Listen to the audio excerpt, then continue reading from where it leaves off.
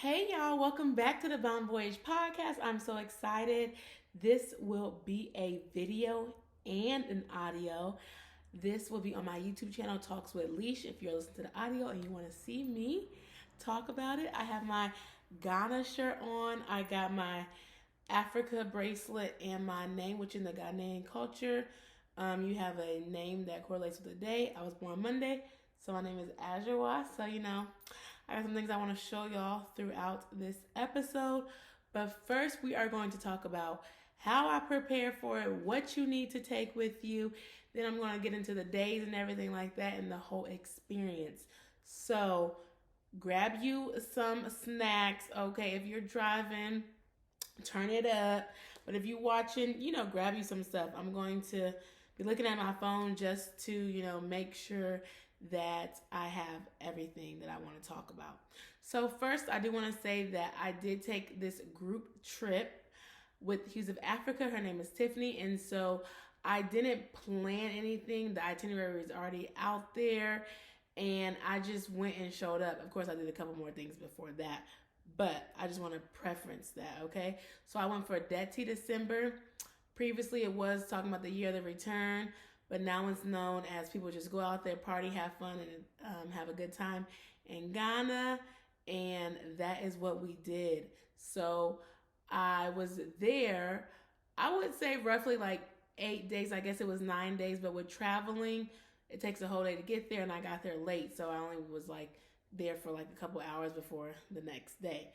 And then I left as well, and took a whole day to get back.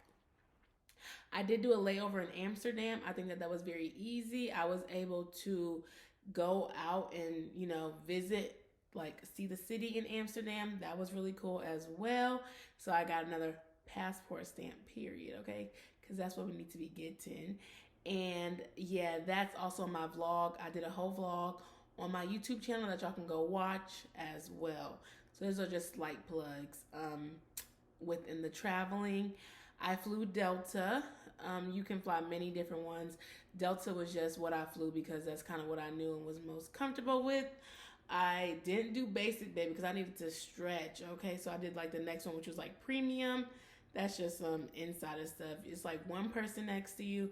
You have more leg room, and it just gives you like more space, especially like being on the flight for 8 hours. It took me from Atlanta to Amsterdam 8 hours, and then Amsterdam to Accra, which is in Ghana. It took like, I think it took 6 hours. So just think about that time just being on the plane. You want to lay back, relax, and you get a little bit more space. And I always do window seats, so that's what I flew. If you have any questions that I didn't answer, please put them in the comments, and I'll be able to answer them as well. So I went to Ghana. The trip cost like $2,500. That didn't include my plane ticket or nothing like that. That just included all the activities, the hotel. We had a bus, we had a driver, we had a photographer, a videographer. So it was $2,500 US. And there's also payment plans if you want to do it as well. That's just who I went with. There's other prices that could be higher, other packages. It just all depends on who you go with, okay? So to prepare for the trip, woo child, let me tell you, you need to get a visa, a Ghanaian visa. They do it on arrival as well, but I didn't know until I got mine. So you have to do all this like paperwork, get together, the nitty gritty. But you need a visa and you need a yellow fever vaccination. Always when you go, to get vaccinations, so they recommend this, they recommend that.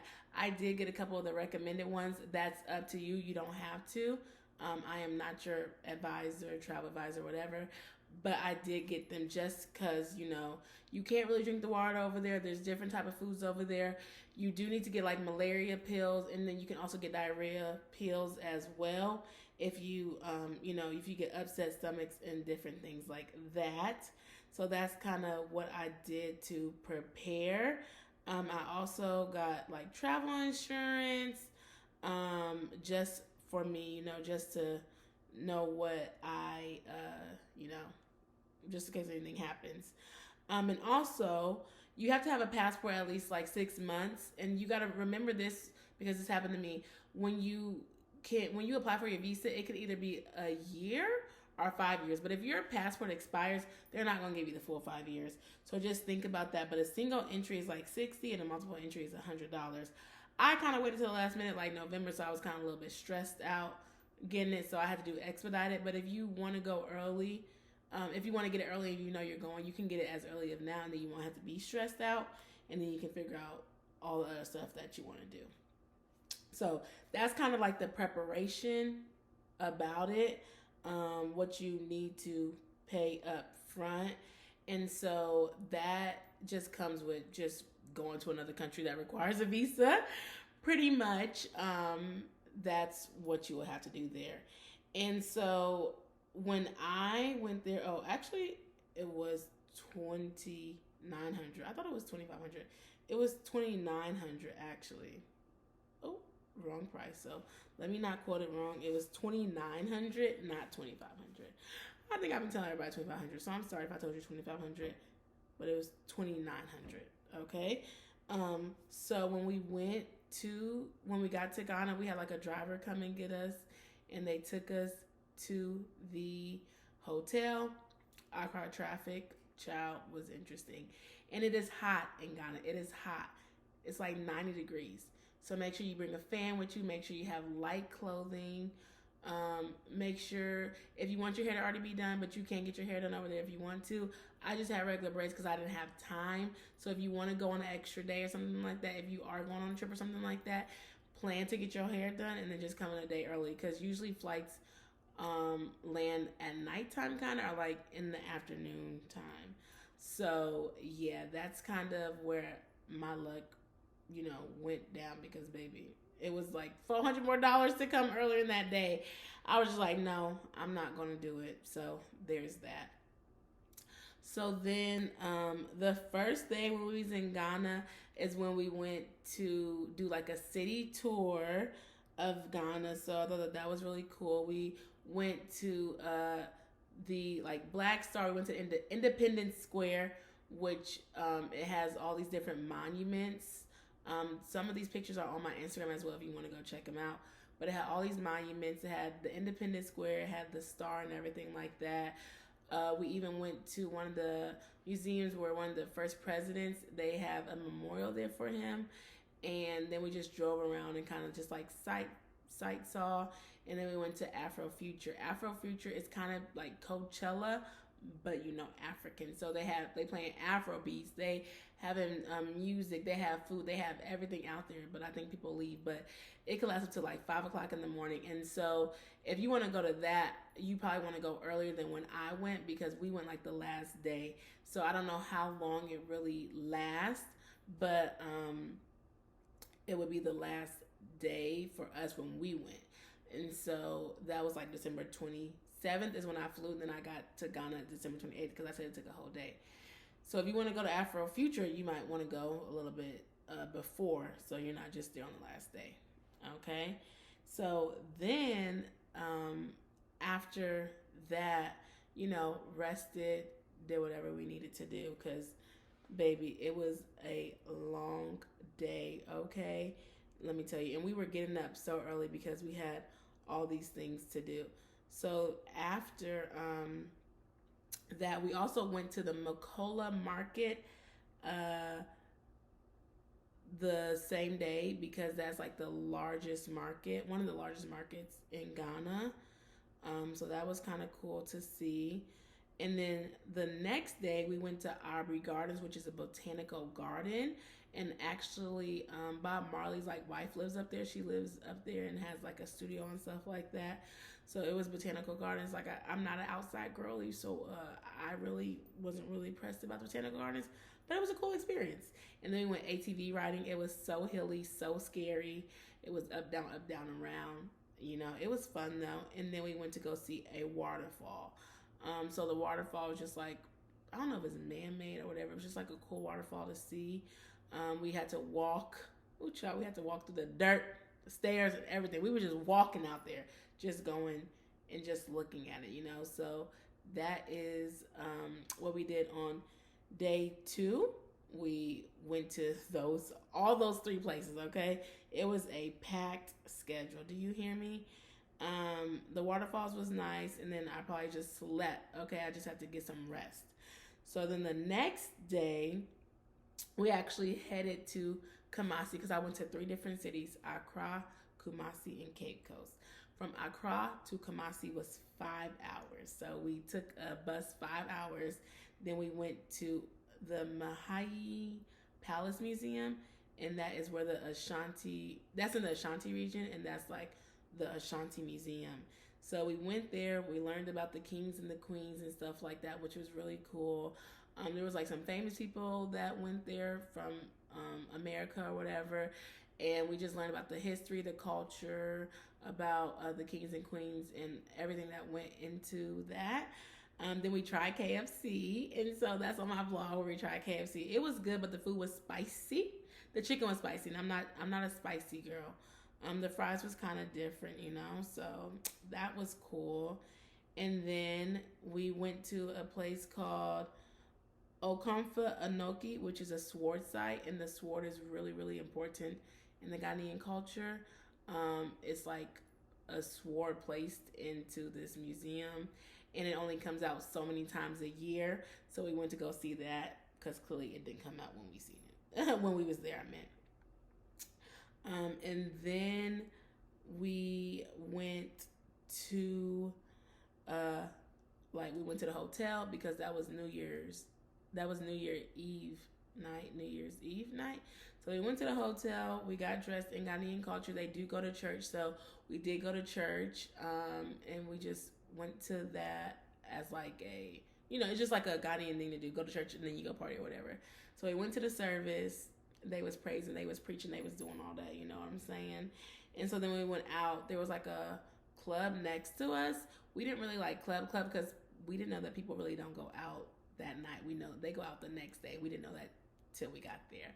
But so me and the group of ladies that was there, we just like drank, talked, but we had to get up early the next day, you know what I'm saying? So then we went to sleep. The next day was jammed packed as well. We took a batik class, and if you're not watching, so sad, you can go watch it, but we created this we like did this artistic thing where we had like a heat pad and we had different designs where we put it on a fabric. And so I'm showing the people on YouTube what I made. So this is what it looks like. It's like green and white tie-dye, and it has like a pattern and splashes all over it. If you want to see the behind the scenes, you can definitely check out my YouTube channel. But that's what we did there. And then we did a dancing class. We learned a traditional dance for our naming ceremony. And then we tried Ike's Cafe. And then we went to an orphanage. Like, that was a really, really busy, packed out day. We went to an orphanage where we met some kids that our tour guide partners with. I interviewed him as well too. His name is Kofi the Tourist. If y'all want to go watch that video after this video. We went there, like we gave them like money, we gave them food and different things like that, and we talked to them a little bit. It was really quick though. I was really tired because it was like 6 o'clock or 7 o'clock at night, but it was like a long day. As you seen, we did like 4 activities. So I would say that was like, woo, that was a long day. But it was a cool time to meet them and talk to them. It's really not an orphanage. It's really called a group home.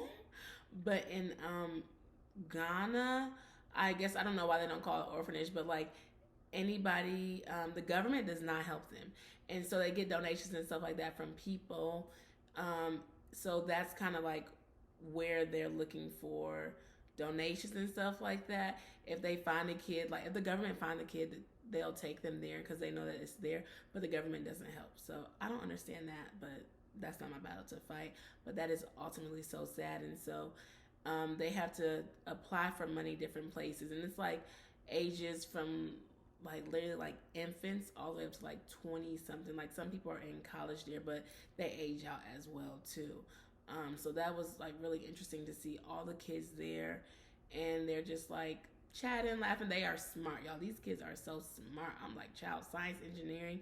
We met a little girl at the batik class. She was like 4, and she knew how to write her name and everything. They go to school when they're 2 years old.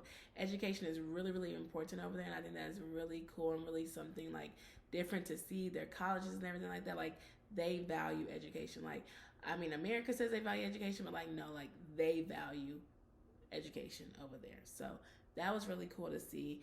Then we went to sleep because the next day we had the naming ceremony. As I was saying earlier, in Ghanaian culture, the day you're born, you have a name given to you.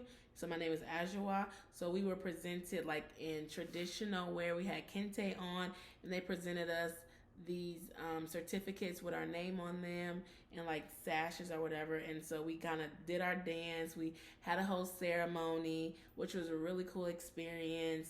We got to meet the chief, and then there was some queens, I should say. Don't know if I'm saying that right, and kings, but they were there and they like welcomed us, greeted us, and yeah, it was really cool, sentimental ceremony that was really fun and eye-opening, and just like, oh, this is the culture. Like Kumasi is like very culture, like that's where we got all our cultural activities and stuff. Because after that we went to a cooking demonstration, and this lady, wonderful, nice lady, she made jollof rice for us and fufu. And it took about 3.5 hours for the jollof rice and the fufu, but it's okay. I got to pound the fufu. You can see it on my YouTube channel as well. And then she just told us everything that goes in jollof rice. Like everything is fresh over there. Like y'all, when I say fresh, like she went to the market that day. Like it is fresh food over there. And it's like, if you don't work out there, if you don't cook, baby, you do not eat. Okay, so it was very much fresh. We even went to the market. They sell everything from like food, like meat, to like shea butter. There's clothes out there, but it's like a big market. People are outside. There's like 3 floors. There's clothes. There's jewelry. It's a lot. It's a lot. I can't even really explain it all. Like I said, I do have a vlog that you could check out to look at it, but like it's so much stuff there, and it's just seeing everybody there just walking like no worries in the world. They buying this, they selling this, they not like fighting, they not arguing. So it was just really a sight to see. So then we got some homemade jollof rice and fufu. The fufu was spicy, a little bit more spicier, just the stuff. The jollof rice wasn't spicy because we asked her not to make it spicy, but you can make it spicy if you want to. I thought that was a really cool thing to just be welcome into the home. And she made jollof rice for us. Her daughter was helping like make the food and stuff like that, and maybe her husband as well. So it was just like a family affair, which that was kind of cool. Then the next day we actually went to the slave site river. And that is where the slaves bathed. They walked from like Accra to Kumasi, I believe. I think that's 700 miles. So people were walking from there, and they didn't bathe. They didn't have no food. They didn't have anything. And this was their first bath. So this was kind of like an old, like to our ancestors, this was like a ceremony. So we got dressed up again, and we got like our face painted and our chest and arms. And they love white in this country, y'all. So we had on white, and we had like beads on, and we went and walked to the river site, and then we like signed our names on the site saying like we returned and stuff like that, like an ode to our ancestors who wasn't able to return, that wanted to return. That's kind of what that was in, like a spiritual moment and stuff like that. So that was really, really cool. That was kind of like, oh my goodness, like it's so surreal. Like when you hear this, I studied Pan-African Studies in undergrad, so it was kind of like a full circle moment to me when you hear and you learn about Ghana and stuff like that. I learned about like the slave trade in general, like that. Like it's like, okay, you are mad, you are angry, but it's kind of like those feelings are kind of gone from me per se. It's like, I'm angry, how could this happen? Like when you hear what they had to walk, when you see over there like what they were doing, how they were capturing people, just inhumane to me. Like I just don't understand. And so it's like being there, and like knowing that the ancestors didn't know where they were going, didn't know what was happening, kind of just like makes you think like, how can someone do this? Like how can someone even think about this? Like it's just crazy to me. So yeah, that was that. It was definitely crazy. But then we went from Kumasi to Cape Coast. I think it wasn't the Accra to Kumasi. It was Kumasi to Cape Coast. That might be 700 miles. One of those two, but it was from Kumasi to Cape Coast. I think it was 700 miles. And so now we're in Cape Coast, and that's where the slave castles are and stuff like that. So we was at um, this beautiful hotel that was owned by a Portuguese person. So that's another conversation for another day.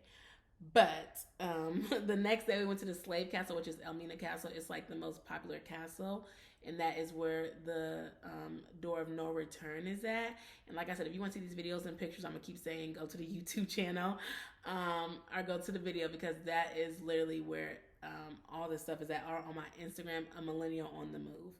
And so we went there.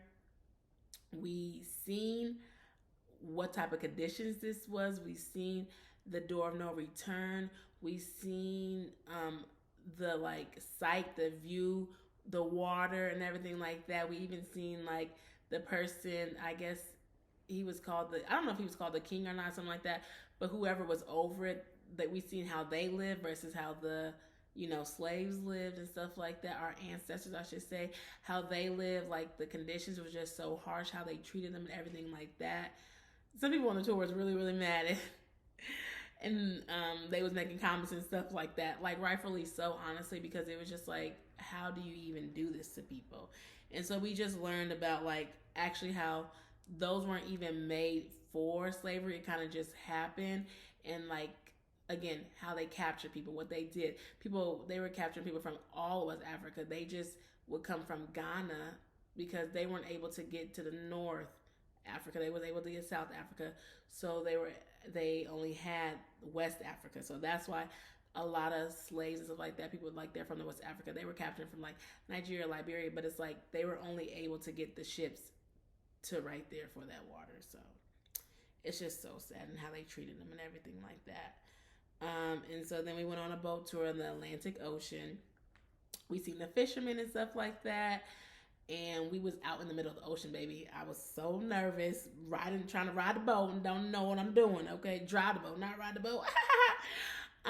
So yeah, that was that, and it was just like, oh my gosh, we're on this Atlantic Ocean. Like again, our ancestors didn't even know what this was. They didn't know where they was going, and now I'm on here like doing it one for my ancestors. How I feel, for real.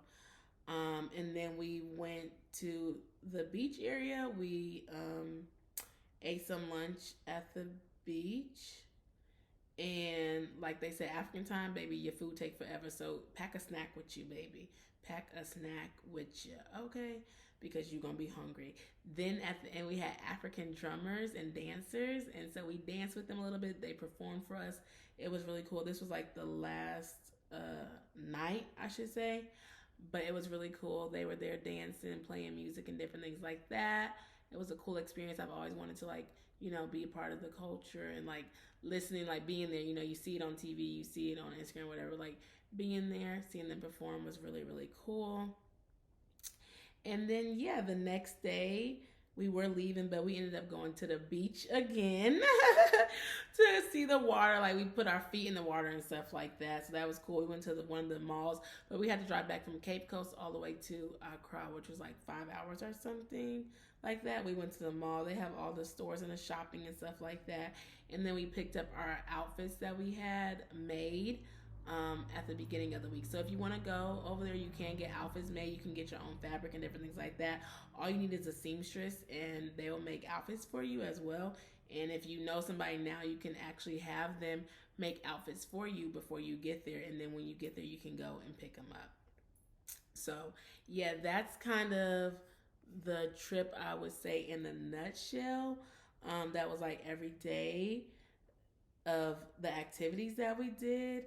And I would say definitely my favorite activities were the Slave River site, just seeing that, like I said, and going to the slave castle. I also enjoy Afrofuture, but I like the music. I like Afro beats and stuff like that. So if you're going to go over there, make sure you know some Afrobeat music, okay? Just not Davido, or however you say his name. But, just try to learn some more music so you can be singing out there, dancing and stuff like that with them. And so I would also say to prepare, like I said, you need light clothing, you need fans, you need a sunscreen, you need bug spray. Like I said, it's like 90 degrees. There is like a canopy walk. I didn't do it, but so walking in Ghana, like if you go to waterfalls and stuff like that, like you do need tennis shoes, but you can also bring like sandals as well, just so you're comfortable, you know. And then I would say definitely pack your patience. But it also can be a soft life over there. Like if you're with a tour guide or if you were somebody like they treat you well, they're nice, they're friendly, they help you out. You might not even have to carry your luggage to your hotel room. You know, they got it there for you and they are there to help you. So, yeah, I really just wanted to come and share my experience about Ghana the audio way, you know, not just the vlogging way. And I also am going to write a blog on it. So if you like to read, you know, check it out and I'll be inserting pictures as well. Oh, I would say also food, like, so they have jollof rice, fufu, and stuff like that. We had a lot of chicken. They have burgers, they have fries and stuff like that. But really, out for breakfast, I was eating pineapples, watermelon, fried fish is what they had, and eggs. So different places have different things. One place I went to, they did have jollof rice for breakfast. I was like, oh, okay. And then the other place we went was like a restaurant. It was like a buffet type of thing. Omelets is what I was eating for breakfast. I ate like omelets like every single day that I could. The omelets was good. They have pancakes and stuff, different things, but you know, like different food is different everywhere, you know. Like I like my pancakes with syrup. There wasn't really no syrup over there, you know. So I was like, let me get some omelets. They don't actually really have that much meat besides chicken and fish for the breakfast, I would say. And I didn't really eat lunch because, baby, we ate breakfast and we was going for the whole day till the nighttime. So I don't really know about lunch per se, what they have. And then I would eat dinner, like chicken again. So it was like chicken, fish, rice, chicken, fish, rice, and then KFC, you know, which was still chicken. So that is kind of what the food was like over there. Is what I would say. Didn't really party that much because, baby, it was late nights, early mornings. So if I go again, I'll probably try to like party and stay different areas. But like I said, we went to 3 different cities, so it was like boom, boom, boom, boom, boom. Like it was so packed. Seen so much stuff. We seen the women over there. Baby, they was carrying everything on their heads and they back. Baby, the baby on the back, stuff on the head. Their hands was free, so that was really cool to see up in person because you see it but you don't really see it. So like the cultural norms are like definitely different. Like over here, that's I'm like capitalism, baby. I don't need no stroller. Put that baby on my back, okay? But yeah, so I think that was really interesting to see. But everybody was nice that I encountered. Nobody's really like rude or nasty or anything like that. They're helpful, but they also know like we're tourists. Like they know that we're American when we talk. So you know, it's kind of like, well, they already know I'm American. So I don't know, whatever the preconceived notion is. They do speak English, but they also speak Tree. So I would say that that also is kind of like a language barrier is what I think about all the time. And so they have like accents with it, but like they can understand you. So like the language barrier isn't that bad, you know, as if you go to another country that's speaking French or Spanish or something like that. Spanish I'm still kind of fairly good at as well. But yeah, that would be kind of all the things that I would think about. So just making sure you prepare with your visas and stuff like that. Making sure you know that it's going to be hot whenever you go. Detty, December is hot. If you want to go June through August, that's like the rainy time.